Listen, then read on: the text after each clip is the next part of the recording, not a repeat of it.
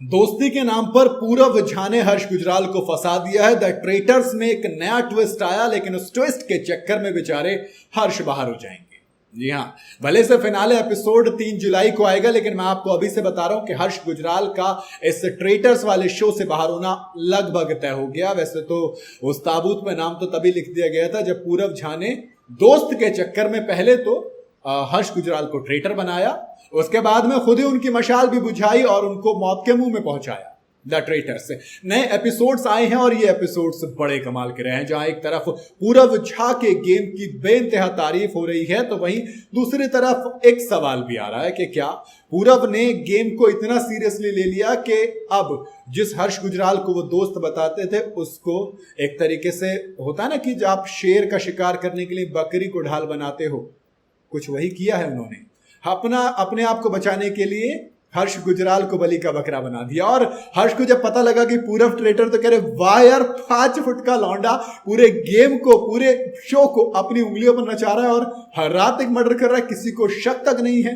ये तो कमाल है पूरव का। दरअसल जब एलनाज नौरोजी पहले एपिसोड में बाहर होती हैं, क्योंकि सबको शक था और पूरव ने खुद भी उनका नाम ले दिया था, जिस तरीके से एलनाज और पूरव ने पिछली बार राज कुंद्रा का नाम लिया था, तो सबका शक पहले एलनाज में गया और एलनाज के जाने के बाद वो ट्रेटर भी साबित हुई, तो सबके अंदर एक खुशी का माहौल था। और अब मौका दिया गया ब्लैकमेल का, यानी कि आप क्या करेंगे, आप किसी एक ट्रेटर को रिक्रूट करेंगे। उस रिक्रूशन में जब नाम आया तो बड़ा ही दिमाग लगाया। पूरव ने कहा कि चलिए एक काम करते हैं, एक लड़के से दोस्ती है, बातचीत अच्छी है, उसी को उठाते हैं।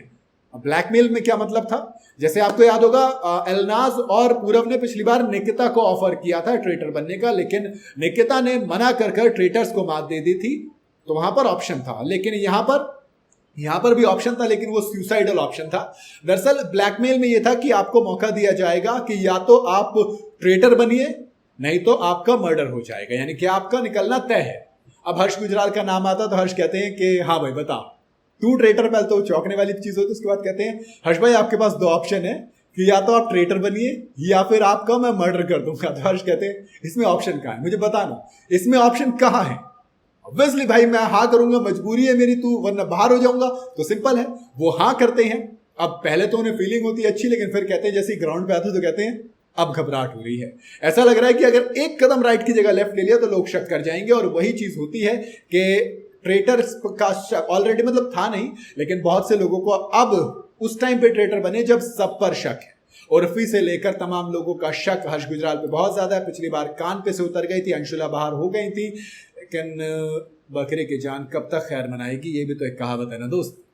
और जो लास्ट एपिसोड है, एपिसोड 9, उसमें हमने देखा कि जिस तरीके से जो सर्कल ऑफ शक है वहां पर चर्चा है। मैं क्लियर कह रहा हूं कि दोस्त हर्ष गुजराल का पत्ता कटना कंफर्म है, कोई नहीं बचा पाएगा।